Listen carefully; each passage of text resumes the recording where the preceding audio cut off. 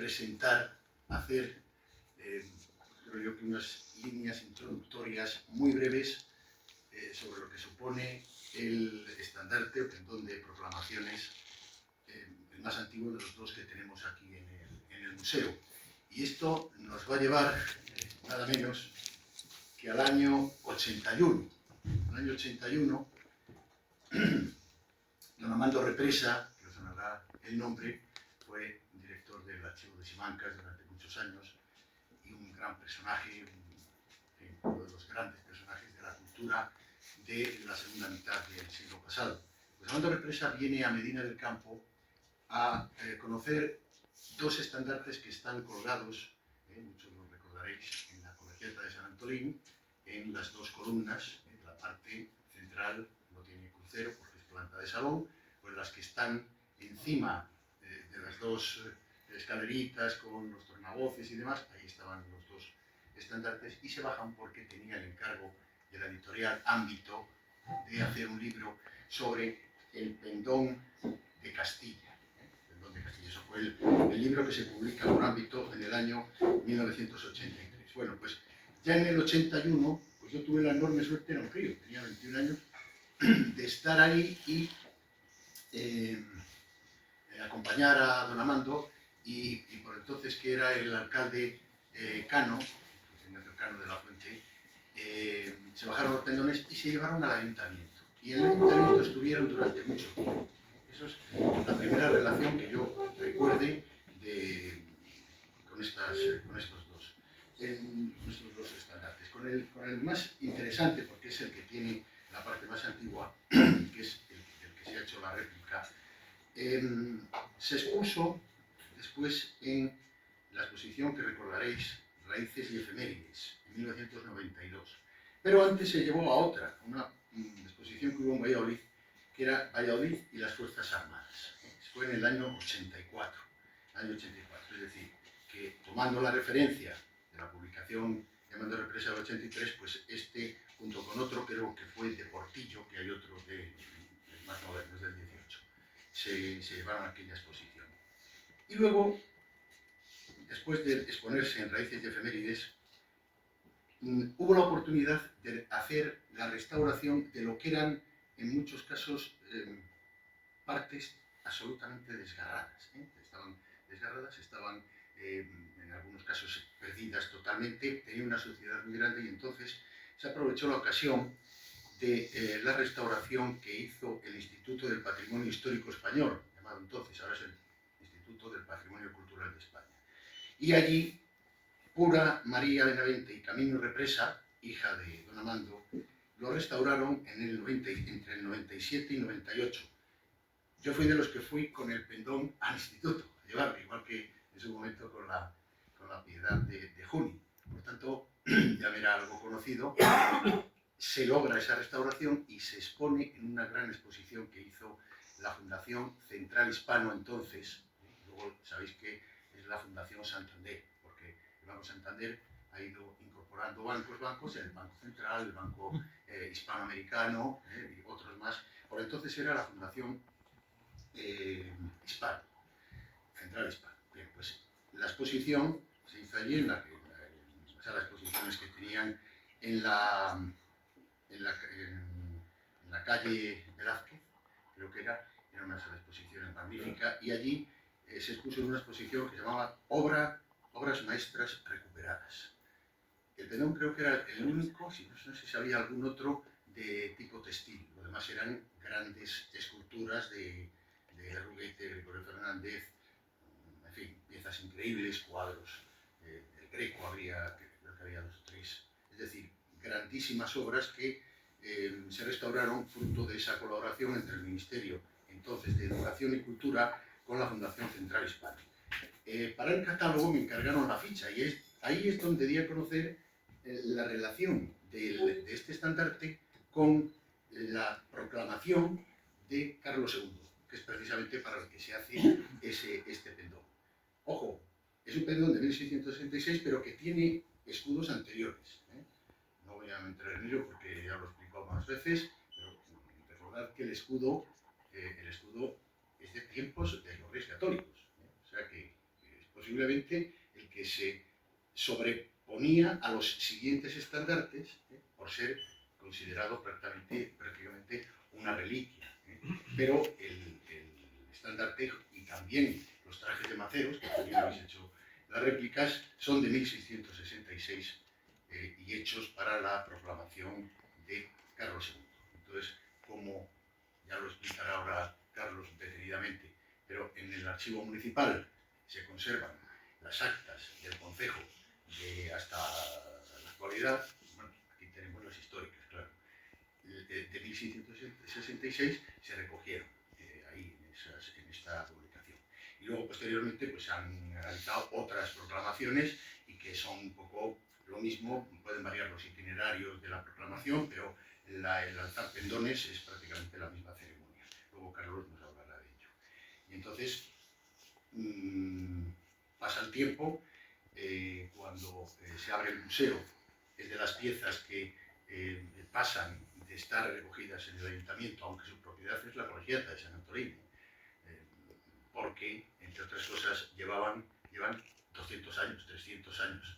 Todo lo que tenga más de 60 años y que esté en un edificio, sea eclesiástico o civil, pasa a ser propiedad de ese edificio, si no le tiene reconocido antes. Entonces, estos dos pendones, aunque se conservaban en el ayuntamiento, su titular es la colegiata de San Antonio. Nosotros lo tenemos aquí depositado por la colegiata y con ellos son con los que se firmó el correspondiente depósito.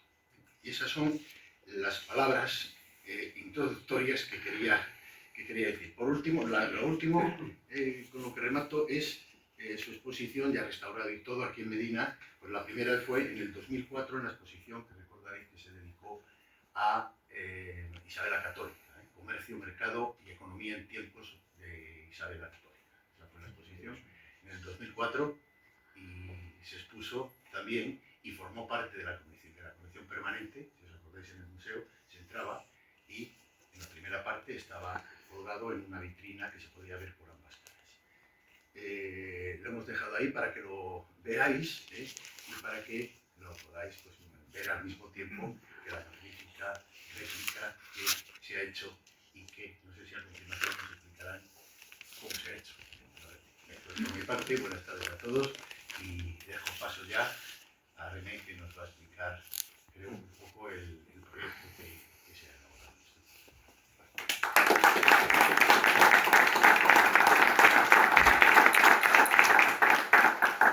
Bueno, lo primero, buenas tardes, agradecer a todos los que estáis aquí, que habéis podido venir a ver y estar con nosotros en uno de los momentos nuestros muy importante. Somos la Asociación Cultural Cristóbal de Mondragón. Dentro de nuestras bases, aparte de hacer recreaciones históricas, también va más allá, como hacer proyectos como podéis estar viendo. No es la primera réplica, no es la primera el intento de mejorar y de poder conseguir piezas para nuestro beneficio, no el propio, sino el propio y el de otros muchos que puedan luego disfrutar de las recreaciones. Como bien ha dicho Antonio, ya hemos hecho unas réplicas de los trajes de los maceros, que están aquí también en el museo, ya hace casi unos 2 años. Tenemos una réplica también de interpretación de lo que fue el sello de Cristóbal de Mondragón, y hemos hecho réplicas de baúles, de baúl de barbero, la última una réplica de un relicario de la Catedral de Albín, y todo eso para poder usarlo y utilizarlo en las diferentes recreaciones y exposiciones que así nos gustaría tener. Gracias a esto la gente puede también ver de cerca, incluso en algunos casos como es lo del barbero, poder palpar y poder usarlo, porque lo hacemos para poder usar, para poder que la gente no solamente verlo en una vitrina, sino el poder tenerlo de cerca y hacerlo para el uso que se dio en su momento, sea de hace 200, 300 o 500 años. Agradecer al ayuntamiento que estéis hoy aquí, a los que habéis venido de otras asociaciones, tanto de Medina como de fuera, a los socios de nuestra compañía, de nuestro grupo de recreación histórica, que tanto trabajo nos cuesta. Y nada, estamos en el 10º aniversario y es uno de los también, vamos a decir, puntos importantes el poder estar hoy aquí. con esta réplica que no es barata, la hemos conseguido muy difícil porque allá donde íbamos para preguntar y para pedir presupuestos, en algunos casos nos decían que era imposible hacerlo, en otros que no se atrevían y en otros que era excesivamente carísimo lo que nos cobraban por hacerlo. Conseguimos con una de nuestras socias, Susana, el poderlo tener, el poder hacerlo, y gracias a ella que se atrevió, hoy podemos estar aquí con todos vosotros y con esta réplica que os doy paso a ella para que os explique y que os cuente todo lo que, cómo ha llevado el proyecto.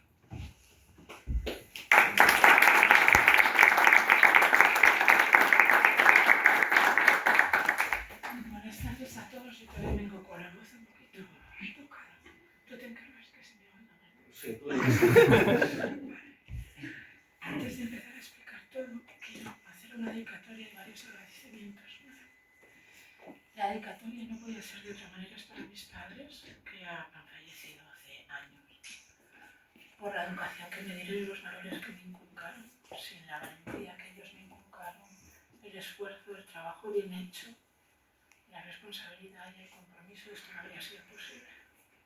Entonces, lo primero va por vosotros y también en especial a mi madre, porque fue la que a mí me metió en todo aquello de labores. Entonces se llamaba labores, pero fue la que me inició en todo el tema de labores. Entonces, creo que tenían que estar presentes aquí, aunque soy fuera con la dedicatoria. El agradecimiento, Antonio, él lo sabe, cuando está a nuestra disposición información, lo que quisiéramos. Cuando yo vi por primera vez el estándar que estaba Antonio, a mí se me saltaban las lágrimas. Y yo le decía, Antonio, yo es que soy muy emotiva, se me voy a poner a llorar. Me dice, pues me encanta que te pongas a llorar, ¿te acuerdas, Antonio? Ay. Y decirle, Antonio, es increíble, toda la disposición y toda la información. Y por supuesto el ayuntamiento, que también sé que contribuye a que estas cosas ocurran. Y claro, yo tengo que agradecer muchísimo a la compañía. Y dentro de la compañía, aparte del presidente que nos tiene todos los a dos personas en especial, una es Isabel, que no ha podido venir. A ella le habría encantado estar, pero no ha podido venir. ¿Por qué? Porque Isabel fue la que dijo, pues a lo mejor Susana se atreve y Susana puede. Y la segunda es Miguel, porque Miguel es el que contactó conmigo. Y en el que empezó, venga, vamos, venga, ponte esa propuesta de, jo, te has curado la propuesta, Susana, ¿te acuerdas? Pues muchas gracias, Miguel, pero en general, presidente y vicepresidente, por la confianza. Y sí, ya fue un acto de valentía.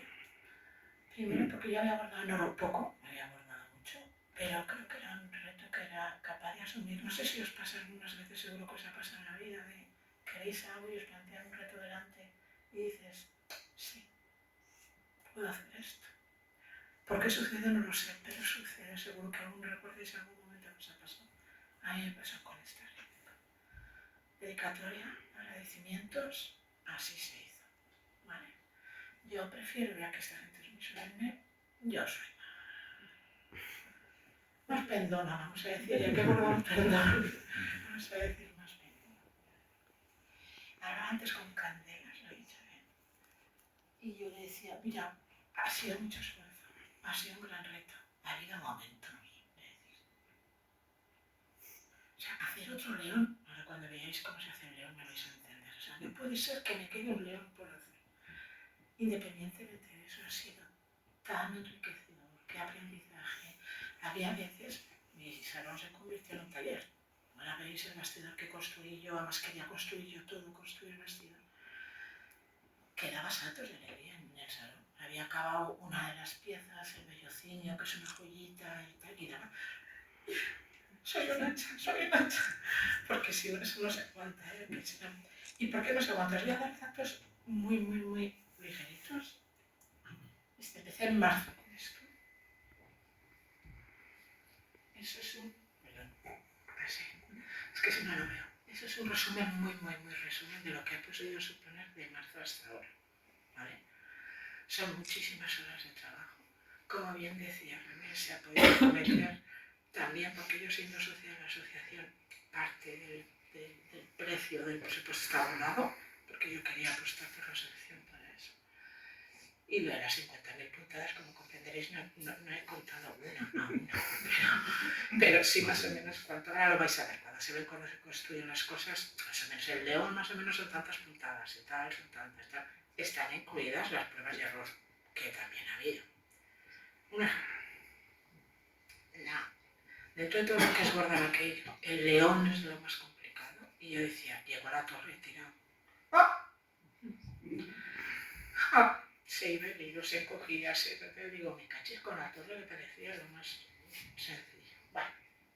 Vamos a empezar ahora sí, ¿vale? ¿Cómo empezó todo? Todo empezó investigando aquí con Carlos. Esta es la foto del día que estuvimos, ahí con Antonio, perdón, yo cambio los nombres, a todo el mundo, con Antonio. Y yo hice también, gracias a que desde la asociación, dentro de su labor cultural, nos mandó un enlace sobre un curso de vexilología que hacía el Instituto de Cultura Militar. Vexilología, que yo no tenía ni idea de qué significaba, es el estudio de banderas, estandartes, pendones y guiones, que como no me oigan decirlo mal, que están de congreso este fin de semana, por cierto, y acudí, y entonces comenté que estaba con esto y demás, me dijeron, pues creo que hay algún instrumento más de proclamación. Y me pasaron, por ejemplo, este del Ayuntamiento de Sanlúcar de Barrameda. Es mucho más bonito el nuestro, señor Mujer, ¿dónde va a parar, verdad? ¿Dónde va a parar? Mucho más bonito el nuestro. Pero bueno, fue parte de investigación, que es una parte que a mí también me gusta mucho, detectivesca y bueno. Y luego hay algo que has dicho muy bien, Antonio, de que era época de los Reyes Católicos, y lo que les voy a presentar ahora es imaginación mía. ¿Okay? Cuando yo vi el estandarte original, la torre me llamó mucho la atención, porque no es un castillo de Castilla y León, es una torre.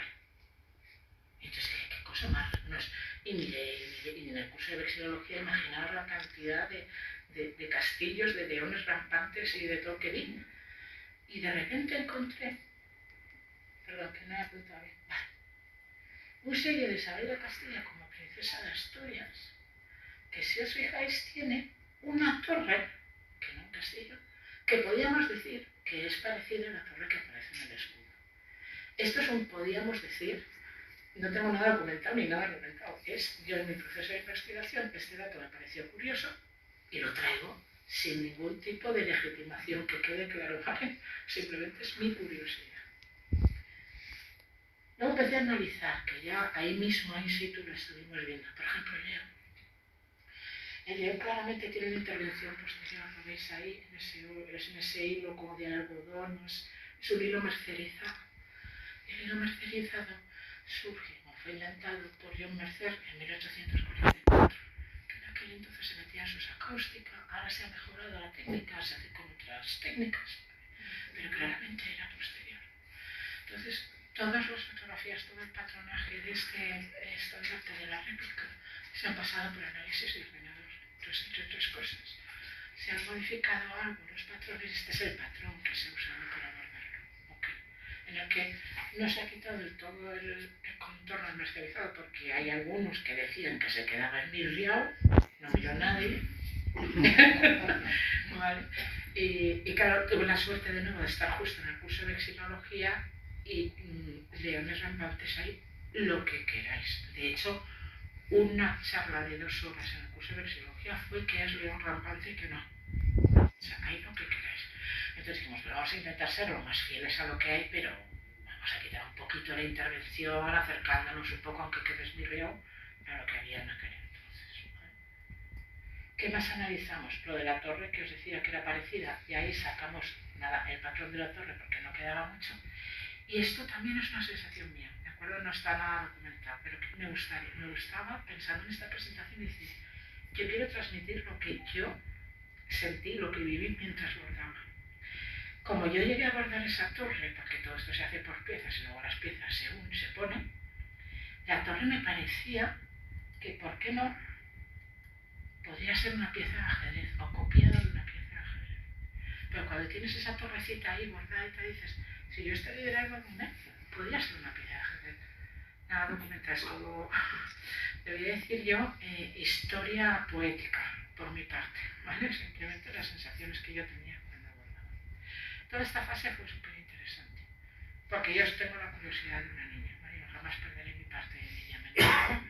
Entonces, pues esta parte para mí fue muy, muy, muy interesante. Pero, bueno, perdón, las quedaba, que esto es interesante, que te lo comentaba antes, Candela, ¿te acuerdas? Fijaros el vellocinio que aparece, es una intervención posterior clarísima por la tela. Y el vellocinio no tiene cornamenta. El vellocinio es plano. El que hay no tiene cornamenta, ¿vale? Lo sometí al ordenador y si os fijáis, me voy a acercar un segundito, bueno, creo que puedo señalar, pero como no lo he probado, aquí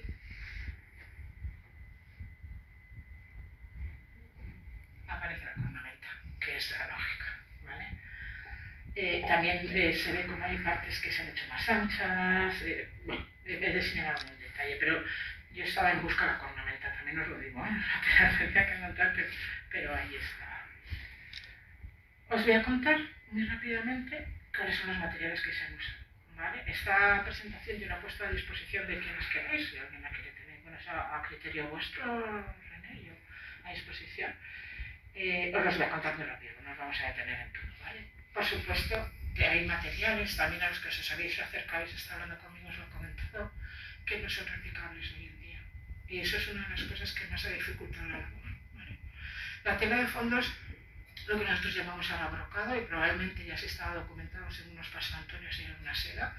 Primero, no tenemos esa seda ahora, esa calidad de seda, y ponemos ahora un estandarte de seda y a la primera salida se nos ha hecho girones. Entonces, la réplica se ha pensado también, como muy bien decía René, para acercar esta cultura y esto a la gente. Entonces hemos intentado hacer algo un poco más resistente, ¿no? Porque con seda es imposible y es imposible pagarlo, ¿no?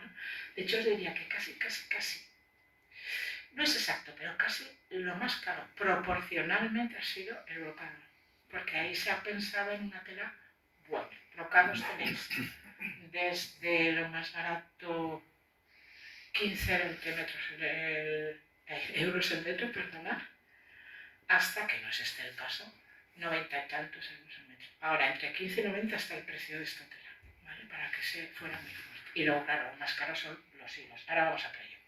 Un tafetal normal y corriente para el fondo de la corona, lo que sobresale, ¿vale? El terciopelo para el león y el castillo para los fondos del león y del castillo. Esto que es súper interesante porque así veis un poco más luego cuando explique la elaboración. Está todo hecho en hilo dorado, metalizado, hilo de metal, todo, ¿vale? Y dentro de eso tenemos que distinguir varios tipos de hilos. El primero es la hojuela, ¿vale? O hojilla, se llama de las dos maneras. Si tenéis ahí una foto de hilo.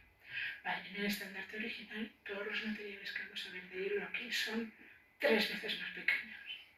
Entonces eso ha hecho dificultar mucho más la elaboración. El cuerpo de león, que ahora lo vamos a ver, tiene un hilo, que lo vamos a ver ya. Aquí está. No sale el hilo de muestra, es igual. Ahí veis el entorchado entefrino, que es como está hecho todo el vellocinio, toda la corona y todo el tesón, que no salía la palabra, ¿vale? El hilo que se usa para el león, que ahora os lo cuento cuando aparezca, se llama un hilo de muestra, ¿vale? El más pequeño que existe ahora es el número 4. El león que está bordado en el original tiene un hilo 3 veces de menor grosor que el 4. Entonces, imaginar reproducir el mismo león con un hilo de 3 veces más grosor es mucho más complicado, porque además, y lo voy a explicar ya, esto se hace con la técnica de hilo tendido. No sé si hay gente que sabe aquí bordar o que conoce esa técnica.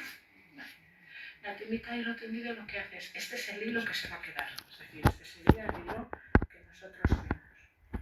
Le ponemos encima de la pieza que vamos a bordar, la que sea. Por supuesto, siguiendo las líneas del patrón de bordaje. Este hilo queda así, con otra aguja, con un hilo dorado. Lo que vas haciendo es fijar el hilo y dando la forma.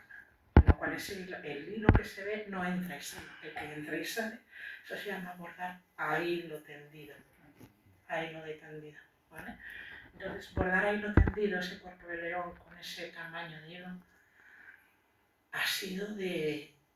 Y me toca hacer otro león de verdad, pero por la dificultad que daba ese hilo, ¿vale? Vamos a continuar. Estos son los materiales, los flecos dorados. Los flecos dorados en realidad están hechos también con hilo de entorchado. Afortunadamente los vienen ya rizados y remataditos, porque sería un rollo hacerlo, ¿vale? ¿Y dónde nos vamos a dar por todo eso? Que me preguntaban. Pues no sé si os suenan las procesiones, no sé si os suena la Macarena, la de Triana, los mantos, pues ya que me fui. Me fui para allá primero porque me gusta viajar y tal, me fui para allá porque conozco a gente en Sevilla y conozco a gente que conoce a gente que sabe bordar en oro. Y casualmente además me remitieron, muy curioso, eso fue, que además, bueno, perdón, que como dice mi sobrina, tía, de una en una las ideas. Entonces vamos a por la primera. Voy a Sevilla y me referencia a un profesional de la FNAC de Sevilla, que era el mayor experto en Sevilla del bordado en oro, no de bordar, sino de historia, libros, tal y tal. Y me dijo, creo que hay por aquí uno encantado. Y me dijo lo mismo que os dijeron a vosotros. Nadie se va a atrever a hacer eso porque no tienes los materiales que tienes. Los de ahora son mucho más gordos. Y entonces sí, allá que va. Bueno, estoy hablando con un par de personas y demás. Bueno, ahí nos fuimos, lo que veis ahí son los almacenes Velasco, con todo lo que tenían, toda la tela comprada. Aquí les puse un reto al presidente y vicepresidente, que les mandé la foto y les dije, si adivináis para qué es cada cosa, hago otra donación a... pero no pudieron. Así que nos fuimos a Sevilla y ahí conseguimos todo en Sevilla, tanto información como experiencia como los materiales. Eso sí, el día que yo fui, el día de más calor después de una semana de lluvias torrenciales.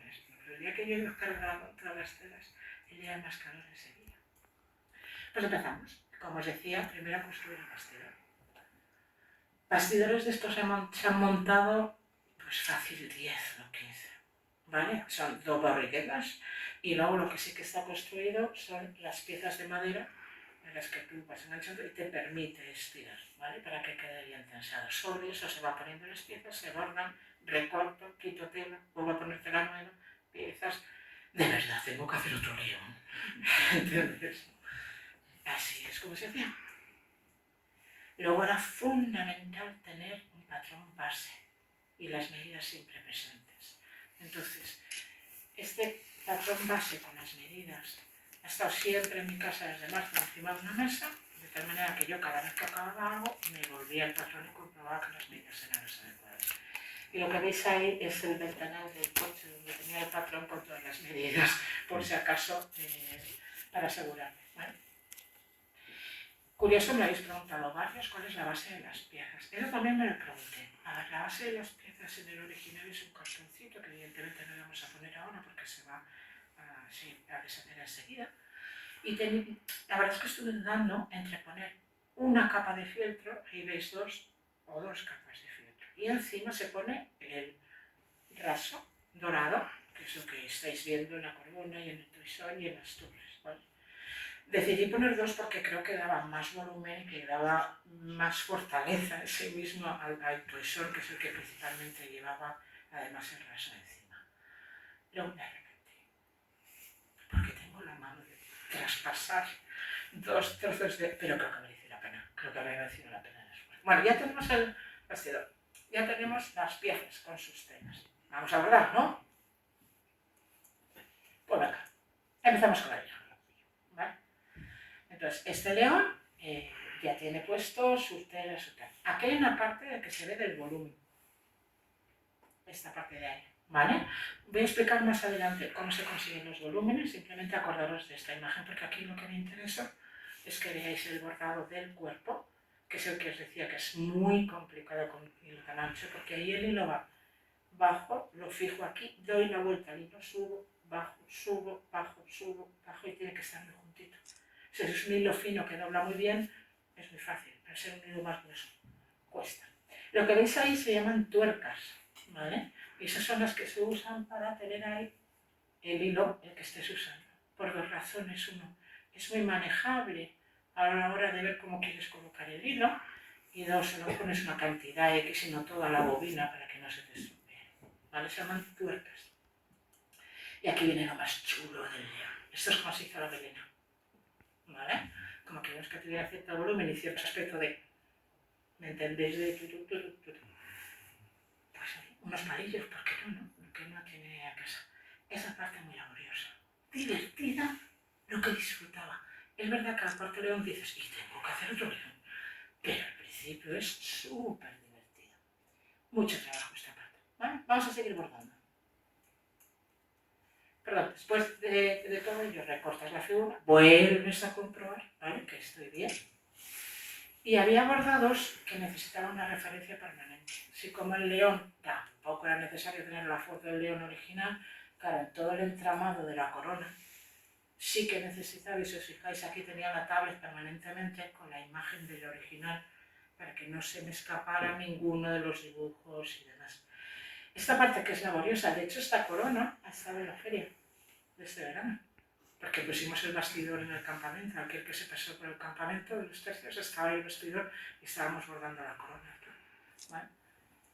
Entonces, muy laborioso, pero maravilloso. Os he puesto también ahí las piezas del toisón, porque también las piezas del toisón se hicieron de la misma manera, ¿vale? Los volúmenes, lo que os explicaba, este es el vellocinio, ¿vale? En los volúmenes, como veis, está el vellocinio que está, y aquí aprovecho, me voy a acercar otra vez un momento. Esta zona, ahí podéis ver como pequeños agujeritos, porque para mí ha sido la mejor forma de traspasar el patrón a la tela donde tengo que guardar, que es con un punzón, pues haciendo prever esos pequeños agujeros. Hay veces que le pasan luego polvo de carboncillo para que quede negro el agujero, y también me gusta porque ensucia mucho la tela, ¿vale? Entonces, el vellocinio está entero picado, se le pone encima una telita que es de lo que va a ir relleno. Si os fijáis en esa tela se va metiendo guata en esta ocasión, se cierra y entonces bordes. Pero ojo, también hay un truco en la cornamenta. Si veis la cornamenta, tiene un hilito que está haciendo el dibujo de la cornamenta y sobre ese hilo, sobre el que se construye la ornamenta. Y efectivamente, laborioso, pero maravilloso. ¿Vale? Ahí está la cornamenta. Ahí debajo ya sabéis qué es lo que hay. Habéis visto ya los volúmenes, habéis visto lo que hay debajo de la cornamenta. Ya vamos llegando al final. Ponemos las piezas sobre sus fondos, aquellas que tienen fondos, ¿vale? Como los fondos de las torres y de los leones. Yo aquí temblaba. Pero temblaba por dos motivos. Uno, el patrón está bien, la tela está recta, el patrón. Puse y alineé la tela respecto a este patrón 10 veces. Estaba bien, pero... Y luego me puse nerviosa de la emoción de he dejado de producir piezas y voy a construir el estandarte. En este momento fue maravilloso. Bueno, empecé a situar todas las piezas, que las tenía ahí a mano, al lado de la máquina de coser. Empecé a situar, ahí no están cosidas ni pegadas, mira, están situadas. Ah, pues sí, parece que lo es. ¿Vale? Aquí la foto estaba tomada de lejos para que la presentación no se viera así mucho. Ese es mi taller grande, el taller de arriba, ¿vale? Que ahí tengo. Y de hecho, ahí hay varias piezas que son de mi madre, y varios muebles que son de mi madre, ¿vale? Añadimos los flecos, unimos las dos caras y pues se produce la magia, porque quería acabar con esto, que la magia está dentro de uno mismo y que nos atrevemos todos a sacarla y a compartirla con todo el mundo. Esta es mi experiencia de haber bordado, espero que os haya gustado.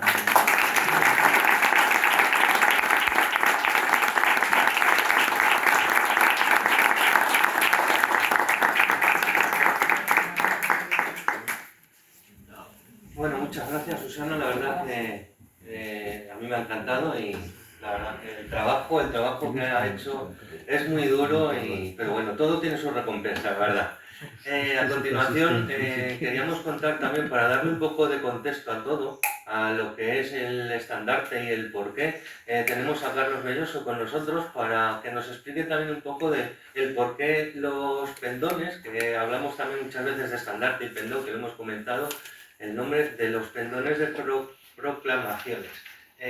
Nos va a explicar un poco Carlos sobre cómo era, qué era, y así entenderemos todos el uso y el qué se hacía en la época. Por favor, Carlos.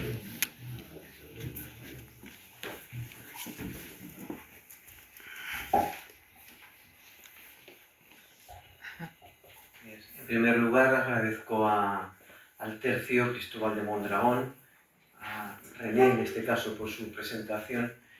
Me cuesta mucho distinguiros así vestidos de calle, porque os he visto tantas veces en tantos sitios con vuestro traje para mí habitual de arcabuceros o liqueros o de sargento, que bueno, que hemos compartido en muchos momentos y os agradezco mucho esta invitación. Y estoy muy satisfecho de estar en esta casa, en el Museo de las Ferias. Antonio, yo no sé si es consciente o no, pero Antonio Sánchez del Barrio en este momento es un referente en el mundo de la historia. Yo no sé si él es humilde y no lo quiere reconocer, pero hay historiadores que son de primera división, de segunda. Antonio está en esa primera división.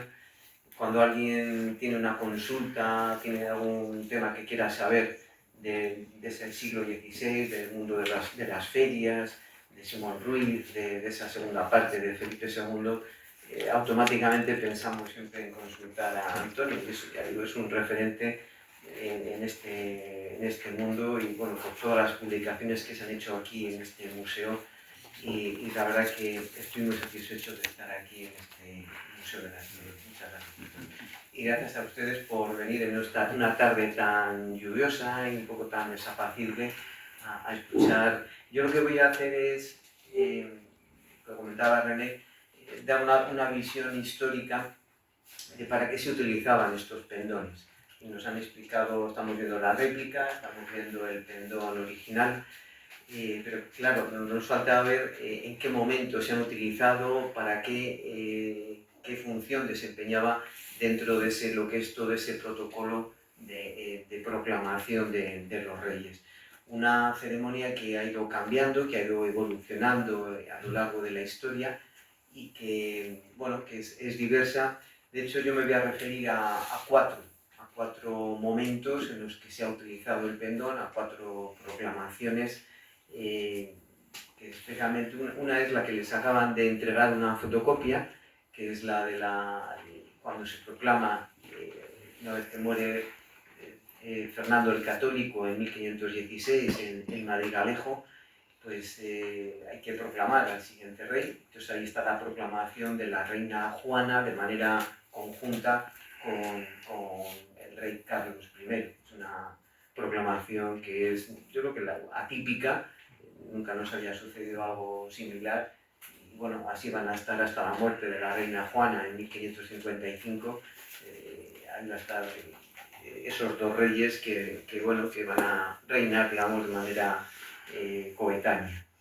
La segunda que me voy a referir, porque estamos en Medina del Campo y porque en este pendón hay elementos también de Felipe II, cuando se produce la abdicación de Carlos V en Bruselas, y en muchos lugares de la corona de Castilla, en muchas localidades, se va proclamando a Felipe II, aunque Felipe II estaba fuera, estaba en Bruselas también acompañando a su padre, pero aquí nos tienen que informar de alguna manera, nos tienen que transmitir o comunicar que ya tenemos un nuevo rey, y eso se hace con el levantamiento de pendones.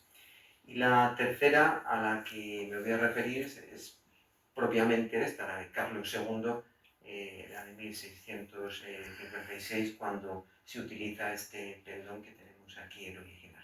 La cuarta se la dejo para el final como sorpresa, para que yo creo que les gustará también la cuarta. Bien, pues voy a ello, ¿no? El 19 de junio del 2014 fue proclamado el rey de España Felipe VI por las Cortes Generales, de acuerdo con lo establecido en la Ley Orgánica del 2014, que recogía la abdicación de Juan Carlos I como rey de España.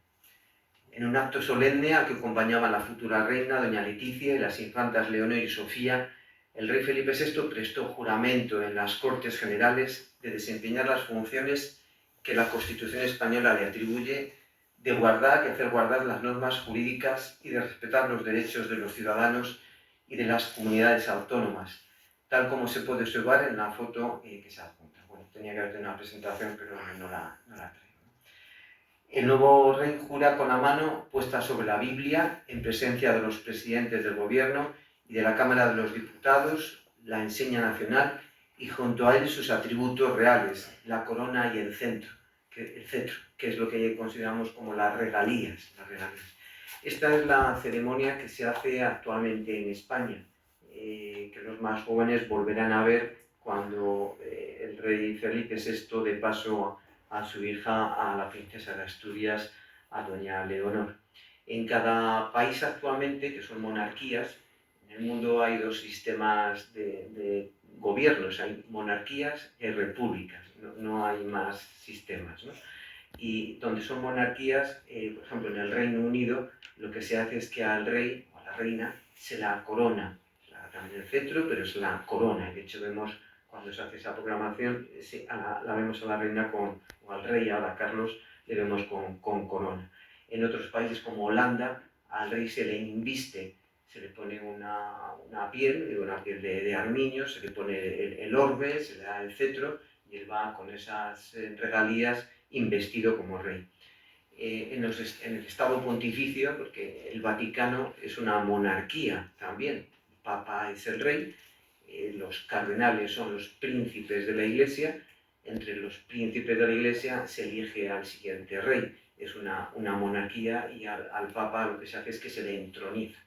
Y que en cada una de las diferentes monarquías del mundo, cada uno sigue su propio ceremonial. Y esto es por un proceso histórico que ha ido evolucionando, que ha ido cambiando a lo largo de los siglos. La monarquía de España pues data desde el siglo V, de la época de los visigodos, que tenían un sistema monárquico y que de ahí pues, ha ido derivando y ha ido evolucionando, ¿no? En cuanto a la historia de esta ceremonia, yo lo que he sabido por casi todos que estamos aquí en Castilla, no se usa la coronación de los reyes desde Juan I, y esta pauta se siguió tras la unión de los reinos. Es preciso tener muy presente que en Castilla siempre fue más importante el pendón real como insignia de la realeza y soberanía que cualquier otro símbolo regio usado en otros países, como coronas, cetros, mantos, espadas, tronos, etc. Y que ya estamos viendo que aquí lo importante de la ceremonia de proclamación es el pendón real. La proclamación, en cambio, estuvo muy difundida en las coronas de Castilla y Aragón y se verificaba de una manera solemne en todas las ciudades y villas con voto en cortes, en las que actuaba el alférez mayor de ellas. El alférez siempre va a ser el encargado de llevar la bandera, el pendón, que es el que lleva el pendón real, acompañado por los 4 reyes de armas. Proclamaba al nuevo monarca tremolando aquella enseña a voces de Castilla, Castilla, Castilla, por el rey nuestro Señor, y decían el nombre correspondiente. A lo que el pueblo respondía con voces, amén, amén, amén. Tal ceremonia solía celebrarse en la plaza en la que se hallase la corte, y si esta estaba en Madrid, en su plaza mayor, donde se levantaba un tablado ricamente adornado para ello. El alférez de Madrid, hereditariamente el marqués de Astorga, partía de las casas consistoriales, con lucido acompañamiento encabezado por las trompetas y atabales de la casa de la Real Caballeriza, y transcurría por las calles principales. Una vez en la Plaza Mayor, los 4 reyes de armas daban las voces tradicionales. Oíd, oíd, oíd, callad, callad, callad, y escuchad, escuchad, escuchad. El alférez mayor cumplía su papel y luego los reyes de armas arrojaban al pueblo puñados de monedas con la efigie del nuevo rey. El acto se repetía por 3 veces y siempre en 3 puntos distintos de la población de, al menos en Madrid, solía ser la Plaza Mayor, la Plaza de Palacio y la Plaza de las Descalzas y Plaza de la Villa. Finalmente el alférez mayor regresaba a las casas del ayuntamiento para devolver el pendón real y levantar acta de todo lo acaecido. Tras la coronación, les decía, de Juan I, que reina a finales del siglo XIV, la elevación a la dignidad real se secularizó y la corona fue sustituida por la aclamación o proclamación popular en las ciudades y villas del reino. El acto fundamental es el que se conoce como levantar o alzar los pendones. Lo voy a ilustrar con varios ejemplos, pero antes voy a comentar algo sobre qué es un pendón propiamente, ¿no? El pendón es el símbolo que tiene connotaciones militares y que fue también exhibido por las ciudades y se instauró como uno de los emblemas más representativos. Sería el equivalente a una bandera propia que se enarbolaba en el campo de batalla para agrupar a las huestes concejiles. La ciudad se hacía presente con su seña o pendón, asumiendo atribuciones en la misma línea de la que mantenían la nobleza o el rey. Las ciudades lo exhibían con motivo de las proclamaciones regias desde 1379 a 1390 y se hacía por simple aclamación y proclamación popular en todas las ciudades y villas del reino.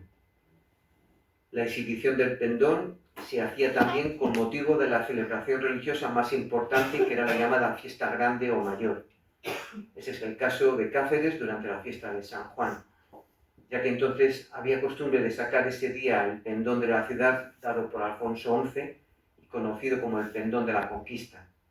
Debía ser acompañado por los caballeros en su recorrido, según dispone una sentencia del año 1500. El pendón también tenía un reclamo y seguía agrupado en torno a la ciudad en situaciones de amenaza o tensión política. Sobre la palabra pendón, si uno mira en el diccionario de la Real Academia de la Lengua, pues uno va a encontrar diferentes acepciones, pero la que más nos encajaría para el caso que estamos aquí tratando sería el de insignia militar, que era una bandera o estandarte pequeño y se usaba en la milicia para distinguir los regimientos, batallones y demás cuerpos del ejército que iban a la guerra. Hoy usan banderas o estandartes según sus institutos. Según venía, pensaba hay una exposición en este momento en la Academia de Caballería de Valladolid, porque está conmemorando su 175 aniversario. Se creó pues, en Ocaña, después pasó a Alcalá de Henares. Y claro, cuando uno entra en la academia, lo primero que ve es la bandera de España, la bandera rectangular de España. Cuando entra en el picadero, donde es la exposición en este momento, se va a encontrar allí a varios estandartes, porque en caballería, prácticamente cuando se monta a caballo, uno no puede montar a caballo con una bandera, porque la bandera te iría tapando la cara, es muy larga y no puedes maniobrar con ella. Entonces se hace una versión mucho más reducida, mucho más pequeña, y eso es el estandarte de un regimiento. Y allí están expuestos, además de la bandera de España, que está izada, están los estandartes de la academia, y luego hay otros dos guiones, que son guiones de mando, el que tenía el coronel de director y el que tenía el teniente coronel, y luego al lado hay otros banderines, que son lo que les corresponde a cada uno de los capitanes que mandan cada uno pues, un escuadrón. Y cada escuadrón tiene su banderín, ellos siguen a su estandarte de su regimiento y todos pues, están bajo la bandera de España. Así que es una tipología de banderas que no son lo mismo, cada uno tiene su contenido y su función. En el Cantar del Mío Cid, Rodrigo Díaz de Vivar, que muere en el año 1099, aparecen como realidades diferentes los pendones. En los versos 15 y 16 dice: Mío Cid Ruiz Díaz por Burgos entró, en su compañía 60 pendones llevaba, y las enseñas caudales. Alegre estaba el campeador con todo lo que con él están. Iba a desarrollar un poco la descripción y habla de esas señas, ¿no? Así llegamos al siglo XIII, a los tiempos del rey Alfonso X el Sabio, en los que el uso de diferentes tipos de enseñas en el campo de batalla era una realidad cotidiana. Allí conviven los pendones de lanza y las grandes enseñas farpadas y sin farpar. El rey sabio será el que primero acometa la regulación de las formas, usos y personas a las que corresponde llevar las enseñas militares. Nada nos dice de la materialidad del paño, de los colores, de las figuras, de las medidas, etc. Todo eso quedaba al albur de los usuarios. Dicha regulación se lleva a cabo en las 7 partidas. En esta, un corpus normativo que fue redactado entre 1256 y 1275 en la corte castellana de Alfonso X, a las enseñas dedican las leyes 13, 14 y 15 del título 23 de la partida segunda. Alfonso X establece 5 tipos de enseñas, agrupadas en 2 clases, mayores y pendones. Igualmente precisa quiénes serán sus usuarios. Las mayores son los estandartes y los cabdales. A ellas dedica la ley 13. Para los pendones reserva la ley 14. 3 tipos distinguen, el equivalente a lo que hoy se llama grimpola, gallardetón y bandera. No he traído la presentación, pero a lo mejor lo ven desde aquí. Aquí ven cómo sería un estandarte, que es una forma cuadrada, cómo serían las caudales con este pico en este lado, los pendones que en el primer momento son alargados y triangulares, la bandera que es rectangular, y un gallardetón que tiene esta forma ya zarpada, que es lo que vemos esas farpas, ¿no? Bien. Esto lo comento a veces también porque en el mundo de las recreaciones históricas estas cuestiones que decía antes de Susana, de la vexilología, es algo que no hay forma de que nos hagan caso, ¿no? Uno va a ver recreaciones cuando ya estamos en la batalla de Atapuerca, estamos en los siglos X, XI, y es muy difícil explicar que en esa época no había heráldica todavía. Por mucho que uno lo diga, allí aparecen escudos, aparece de todo. ¿Cómo nos conocemos? ¿Cómo nos distinguimos los bandos? Bueno, en esa época serían por colores, serían por formas, pero no había una heráldica todavía, ¿no? Es muy difícil también cuando se intenta representar la batalla de Villalar, pues siempre se dice, bueno, pues el bando comunero y el bando realista. El bando realista siempre se le pone pues con el escudo de Carlos V. Yo siempre digo, mira, si no está Carlos V aquí, no puede estar su escudo, porque los escudos en este momento acompañan, pertenecen a ese rey. O sea, el escudo no es bueno, esto es muy difícil hacerlo entender, o intentar que la bandera de España no se utilice pues, hasta que no empiece a ser una bandera oficial de España, con la reina Isabel II. Estamos ya casi a mediados del siglo XIX. La bandera la elige ya los colores Carlos III, pero hasta que Isabel II coge esa bandera que era del ejército de España y pasa a ser ya la bandera de la nación española, que ya estamos después de las Cortes de Cádiz, ya ha aparecido ahí la soberanía nacional y la nación española y ya tiene su propia bandera. Entonces son temas que son muy complicados de manera popular hacer entender, pero bueno, yo creo que con este tipo de cosas algo se va encaminando, ¿no? Bien. Vamos a analizar un poco algunas de estas ceremonias. Desde mediados del siglo XIV, en la Corona de Castilla, a la hora de procederse al ascenso al trono de un nuevo rey, se desarrollaba en todas las ciudades y villas del reino dotadas de jurisdicción una idéntica ceremonia consistente en alzar pendones por el nuevo soberano, una ceremonia que se ha ido perfeccionando de tal manera su proclamación a la espera de definir la exaltación al trono, nunca coronación, que dejó de realizarse en la centuria anterior reseñada tras la jura de los fueros y privilegios del reino. Las actas municipales nos proporcionan numerosas informaciones acerca de cómo eran dicho pendón en las proclamaciones. En el caso de Valladolid no podía ser una excepción, dice en las actas. Las armas de Castilla por ambas partes pintadas en el dicho pendón y en algunas partes de él las armas de esta villa. Son fuentes del Archivo Municipal de Valladolid. De su cromatismo dominante nos ofrece noticia otro documento coetáneo, el libro de la Secretaría del Acuerdo de la Real Chancillería, un pendón de damasco carmesí con las armas reales y de la villa. Curiosamente el mismo color que porta en sus vestiduras, ropa rosagante de terciopelo carmesí morado, las denomina el alférez Alonso de Santisteban, sostenidas de su mano mediante una lanza de armas dorada. De las dimensiones que tendría dicho pendón, nada se señala por las actas municipales del momento ni por ningún otro documento coetáneo. Solo se nos indica que don Diego de Arroyo, que actúa como rey de armas en la ceremonia, entregó el mismo al príncipe don Carlos a fin de que procediese a tremolarlo, ayudándole en tal tarea porque el pendón era grande y algo pesado. Y nos vamos ya con el primero de los casos, la fotocopia que tienen en este momento, que ya digo, corresponde, es cuando en la ciudad de Plasencia, en julio, la fecha que pone en el documento pone 24, pero luego en el texto dice que es el 25, el día de Santiago, y es cuando, claro, para que conozcan en todo el reino, en todas las localidades, que hay un nuevo, en este caso, dos nuevos reyes, que a la vez pues tienen que hacer esta ceremonia. Y dice ese texto que tienen ahí, dice: luego los dichos señores, justicia, regidores, habida su información, como en otras ciudades se han alzado pendones por la reina y por el rey don Carlos, su hijo, nuestros señores, y han corrido toros.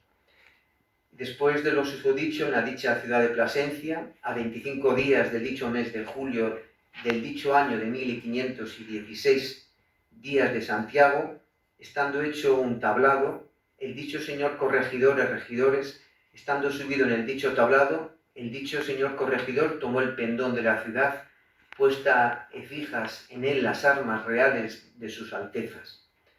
Y por ante mí el dicho Ferrando Díaz, escribano del dicho concejo, por Francisco Álvarez Portero, vestida una cota a manera de rey de armas, con su maza en la mano y altas voces, presencia de mucha gente, se dio el pregón siguiente.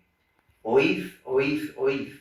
Con voluntad de la muy alta y muy poderosa, la reina doña Juana, Nuestra Señora, el rey don Carlos, su hijo, se ha intitulado por rey de estos reinos, juntamente con su alteza. Y por eso esta ciudad de Plasencia, como leales servidores de sus altezas, alzan hoy pendones por sus altezas. Y fecho el dicho pregón, luego las trompetas tañeron y cesaron. Y cesando, luego el dicho señor corregidor, puesto en cuerpo, el pendón en la mano, a voces dijo: Castilla, Castilla, Castilla, por los muy poderosos señores, la reina doña Juana y el rey don Carlos, su hijo, nuestros señores. Y esto dicho, alzó el pendón en alto, y luego tocaron las trompetas. Y esto se hizo así por 3 veces, y hecho, alzados los dichos pendones, luego los dichos señores, regidores y caballeros que allí estaban con muchas alegrías y altas voces dijeron: lealtad, lealtad, lealtad. Castilla, Castilla, Castilla, por la reina doña Juana y el rey don Carlos, su hijo, nuestros señores. Y esto hecho, se abajaron del dicho tablado y todos juntos se fueron donde juntamente a la fortaleza de la dicha ciudad con el dicho pendón. Y llegados a la dicha fortaleza, llamaron al alcaide que de ella se llamaba Francisco Ramón, teniente por el señor Antonio de Fonseca, el cual pareció por encima de la puerta de la dicha fortaleza. Y así parecido el dicho señor corregidor por ante mí el dicho escribano, y en presencia de los dichos señores regidores y otros muchos caballeros y gentes, fue dicho al dicho alcalde y le hacía saber que la ciudad había alzado pendones juntamente por la reina doña Juana y por el rey don Carlos, su hijo, nuestros señores, que querían saber del dicho alcaide y por qué tenían la dicha fortaleza. El cual respondió, dijo que la muy alta y muy poderosa señora, la reina Juana, Nuestra Señora, por el muy alto y muy poderoso el rey don Carlos, su hijo, nuestros señores, y el dicho corregidor y regidores lo pidieron por testimonio. Bueno, y se repite un poco esa parte ahí también, es la fortaleza del alcaide, pues dice lealtad, lealtad, lealtad, una forma de hacerse ver que él estaba también asumiendo y proclamando esa autoridad de los nuevos reyes.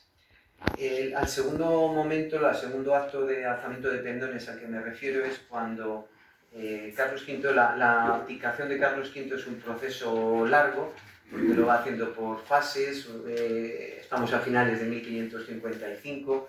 Primero el imperio se lo va a dejar a su hermano Fernando, que bueno, ya era rey de Hungría, de Bohemia, controlaba mucho más todo Centro Europa. Y la otra parte, todo lo que es los reinos de Aragón, de Castilla, todo lo que la parte de América, Italia, Flandes, etc., es la parte que le va a corresponder a su hijo, a Felipe, que será segundo, ¿no?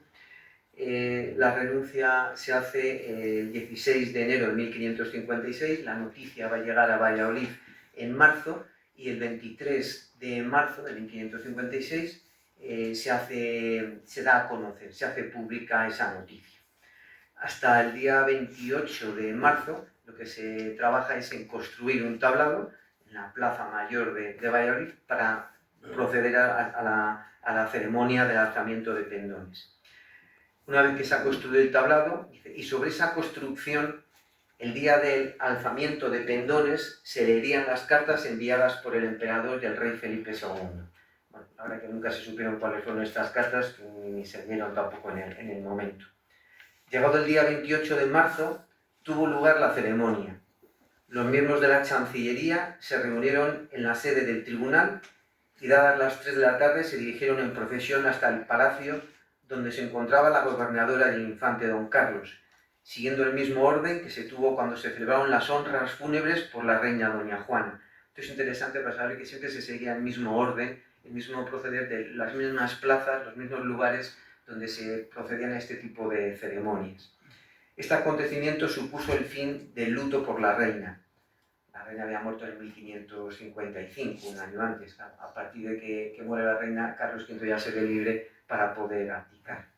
Al llegar a palacio, se unieron a la comitiva los consejos del rey, salvo los de Indias y órdenes religiosas que no se encontraban presentes en Valladolid. Claro, en la ceremonia que vamos a leer ahora se ve muy bien toda la descripción institucional que nos hace de la época. Aquí van a estar la reina Juana, que es la reina gobernadora, va a estar el príncipe Don Carlos, que es el que va a llevar el pendón, van a estar los miembros de los consejos, los reyes de armas, el alférez Santiesteban, que es el que lleva el pendón, va a estar el mayordomo mayor, van a estar el regidor el corregidor y los regidores del ayuntamiento, la chancillería, la universidad, están todas las instituciones, todos los representantes allí congregados.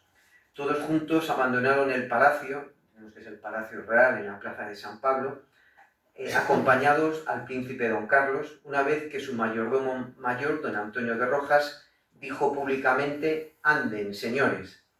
Desde Palacio fueron hasta la Plaza Mayor, a un tablado grande que estaba hecho pegado al consistorio hacia la parte de la plaza, muy bien aderezado de tapicería, doseles ricos, y sus altezas y los dichos señores subieron a él y estuvieron en la dicha orden.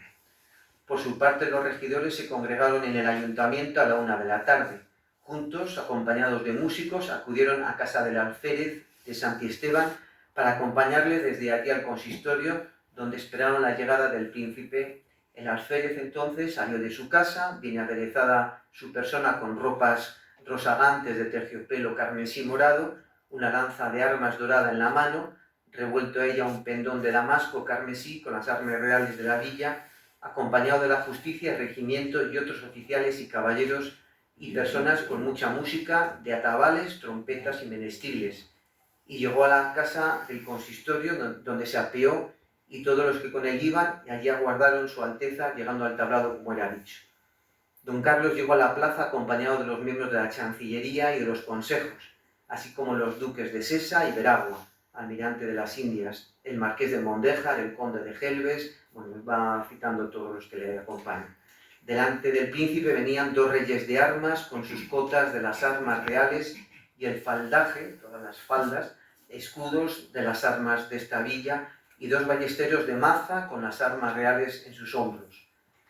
Instalado ya don Carlos en el tablado, el alférez que esperaba en el ayuntamiento salió acompañado por los demás regidores, muy bien aderezados de muchas piedras y perlas y de mucho valor y otras muchas ricas joyas y vestidos, y músicos y menestriles altos, trompetas y atabales, y cabalgaron hasta el tablado donde subió, entregando el pendón a don Antonio de Rojas. Y hecho el acatamiento debido, el dicho don Antonio de Rojas tomó el dicho pendón y le cogió y le dio a su alteza, al que ayudó, sosteniendo el pendón, uno de los reyes de armas, Diego de Arroyo, que le acompañaban al príncipe, que tenía entonces 11 años, el príncipe don Carlos, porque el pendón era grande y algo pesado, y él con 11 años pues, no tenía fuerza suficiente para mover. A las 5 horas en que dio comienzo el acto, la plaza era un hervidero de gente. En el lugar se agolpaban multitud de espectadores, siendo necesario poner orden para poder dar comienzo al acto, por lo que fue dicho a altas voces al pueblo: «Oíd, oíd, oíd», 3 veces, a cuya causa se sosegó la gente que estaba en la plaza y ventanas y en el tablado, que era mucho.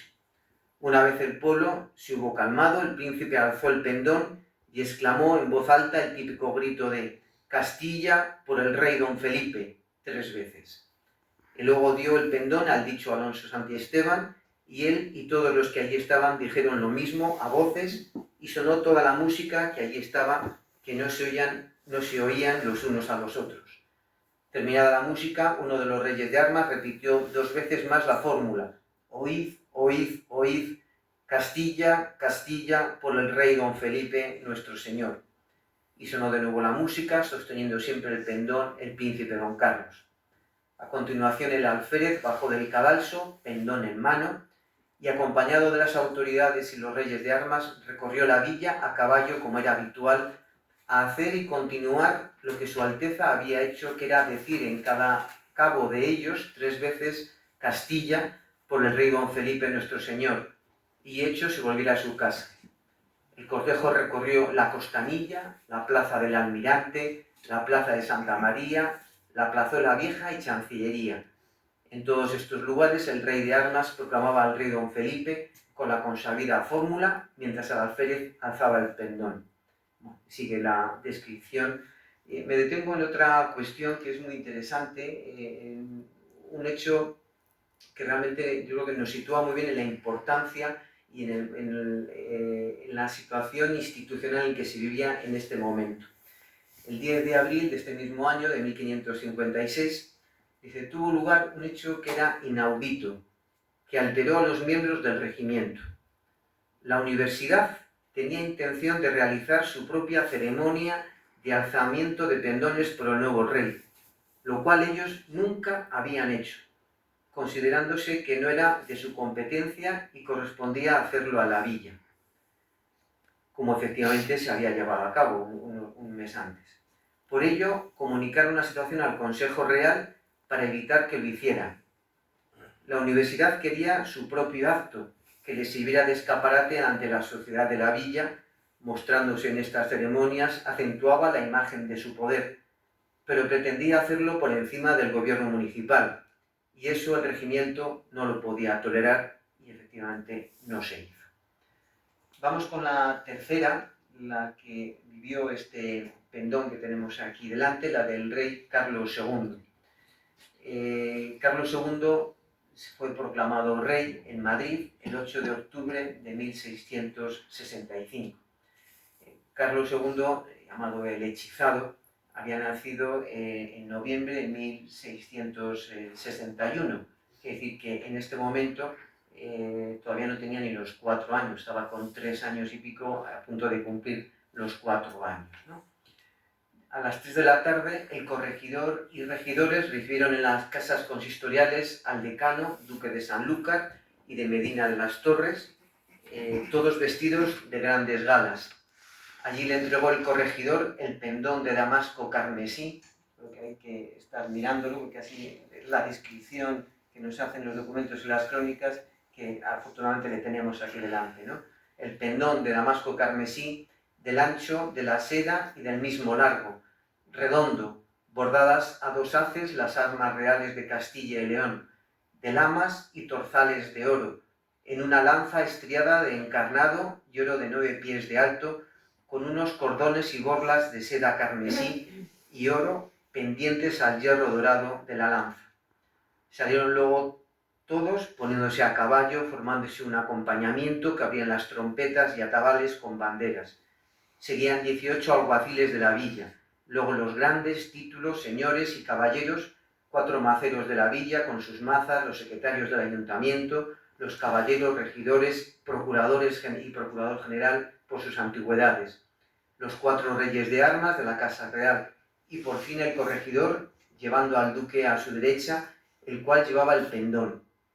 Fueron primeramente a la Plaza Mayor, donde se habían preparado una tarima a la que subieron el corregidor, el duque, los 4 reyes de armas y los secretarios del ayuntamiento para dar fe. En las gradas quedaron los maceros. Diego Barreiro, rey de armas más antiguo, dijo en altas voces: «Silencio, silencio, silencio, oíd, oíd, oíd». Luego el duque de Sanlúcar tremoló el pendón 3 veces gritando: «Castilla, Castilla, Castilla, por el rey nuestro señor don Carlos II», a lo que el pueblo respondía: «Amén, amén, amén». Vemos que la fórmula prácticamente no ha variado nada a lo largo de estos casi 2 siglos. Rey de armas y alférez mayor repitieron sus actuaciones otras 2 veces. Luego se pusieron todos nuevamente a caballo, fueron hasta Atocha y tras recorrer diversas calles llegaron a la plaza de Palacio, donde el acto se repitió enteramente. Y montados otra vez a caballo llegaron a la plaza de las Descalzas, en las que de nuevo proclamaron al rey niño, acto que repitieron en la plaza de la villa.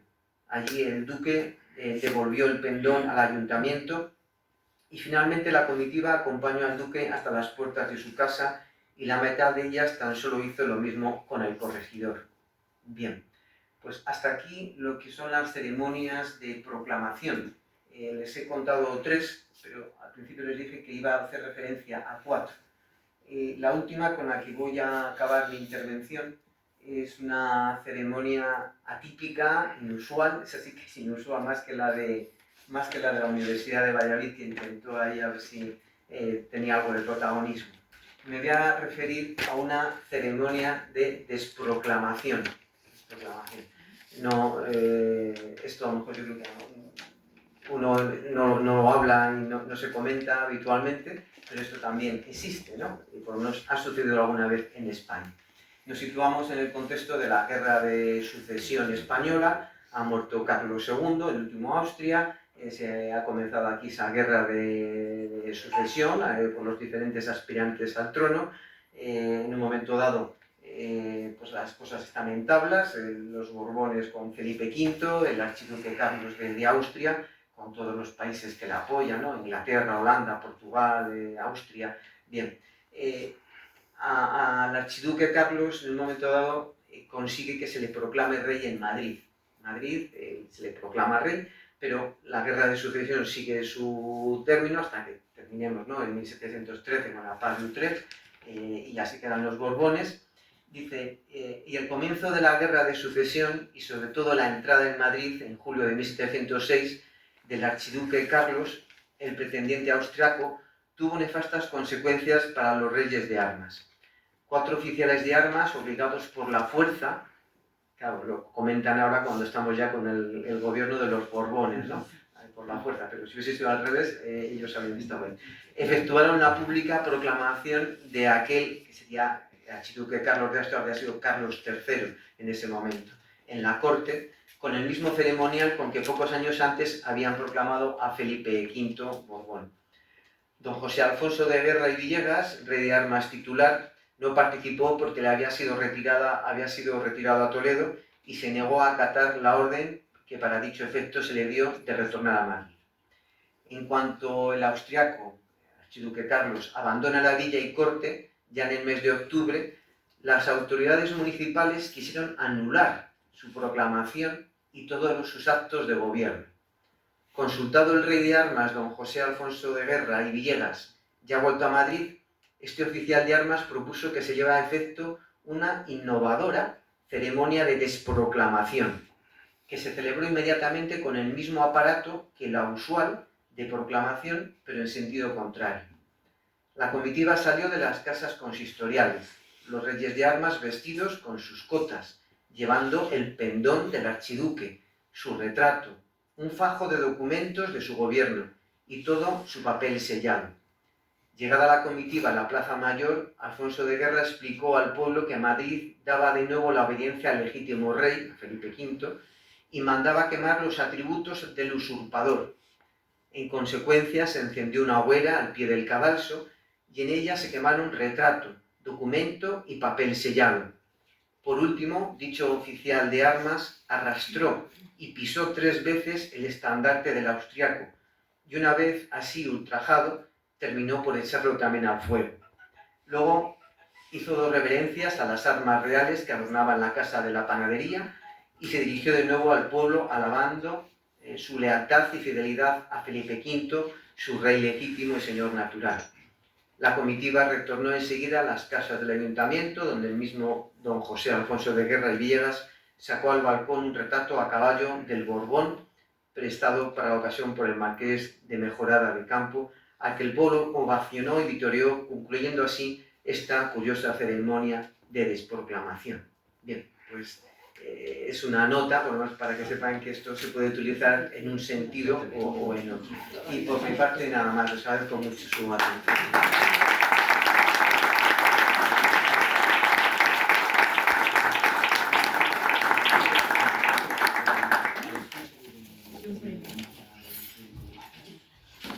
La verdad que sí, muy interesante. Muchas gracias, Carlos, por toda la información. Es verdad que nosotros en el proceso de hacer la réplica del estandarte, tenemos el estandarte, tenemos esos datos que le ha contado, todos los datos que también hemos recogido gracias al archivo municipal también de Medina, tenemos los textos, los nombres, las plazas y las calles por las que pasaron. Si tenemos una cosa y tenemos la otra, lo más lógico es que no decimos fecha, pero en breve habrá una recreación histórica sobre la proclamación. En este caso la decimos de Felipe II, que es lo más próximo a nuestra época. Luego, también llegando casi al final, es un momento de agradecimientos y nuestra asociación durante las ferias renacentistas de otros años ha hecho un acto emotivo, pequeñito, porque somos 50 socios, un poquito más de 50, y dentro de los medios que podemos manejar y demás. Y en este caso, Miguel, por favor, en este caso, otros años lo hacemos durante la feria renacentista. Y bueno, lo voy a decir de palabra para que se me oye bien, seguro. Sí. Y nada, otros años hemos hecho un reconocimiento a personas que colaboran con nosotros y les nombramos miembros socios de honor de la Compañía Cristóbal de Mondragón. En este caso con Carlos, que llevamos muchos años conociéndonos, siempre ha hecho, a las llamadas que le hemos hecho, ha venido y ha estado con nosotros. Queremos darte este detalle, Carlos, por favor. Y le nombramos socio miembro de honor de la Compañía Cristóbal de Mondragón.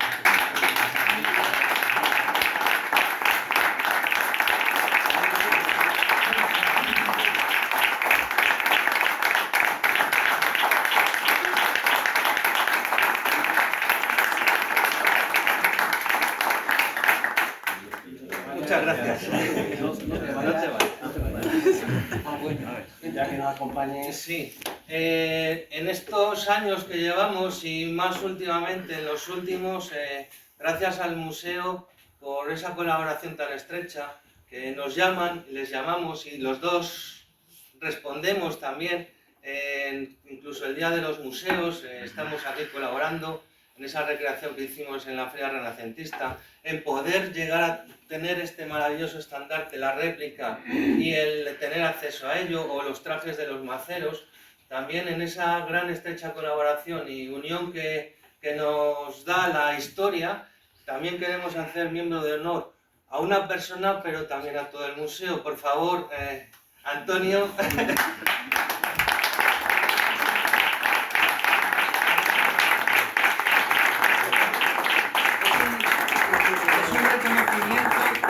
Al trabajo que los dos llevan durante toda la historia. Estamos unidos. Es un reconocimiento a ellos dos por todo el trabajo que realizan en lucha por la historia y en que no se pierda todo y el trabajo que realizan día a día. Así que muchas gracias. Muy bien, Foto. Para foto y ahora poner los dos en el medio, sí.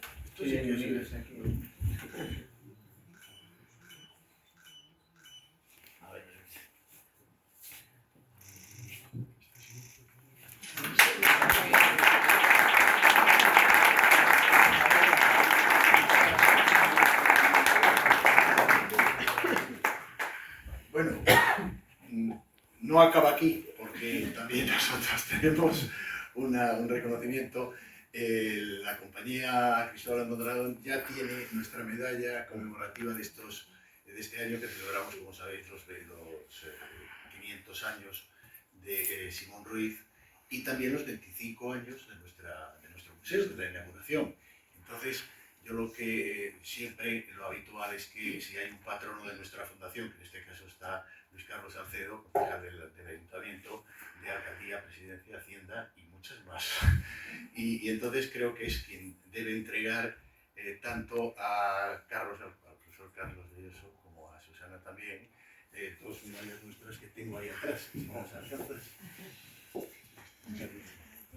Entonces que sea pues un recuerdo de vuestro paso por aquí y de la colaboración pues que habéis tenido en este caso con nosotros.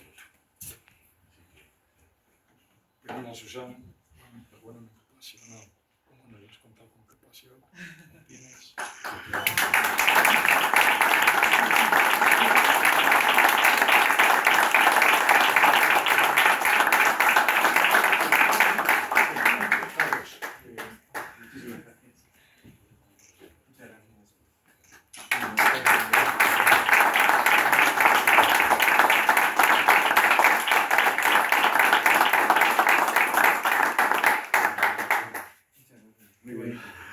Bueno, y concluido, si tenéis alguna duda o alguna cosa, también tenemos preparado un vino para que comentemos ahora, pues si queréis preguntar alguna cosa o algo, mientras nos tomamos un vino tan a gusto, la verdad que y disfrutamos de este momento. Muchas gracias por venir, la verdad que ha sido un placer que estéis con nosotros, que nos acompañéis en este momento, celebrando también nuestro 10º aniversario como asociación.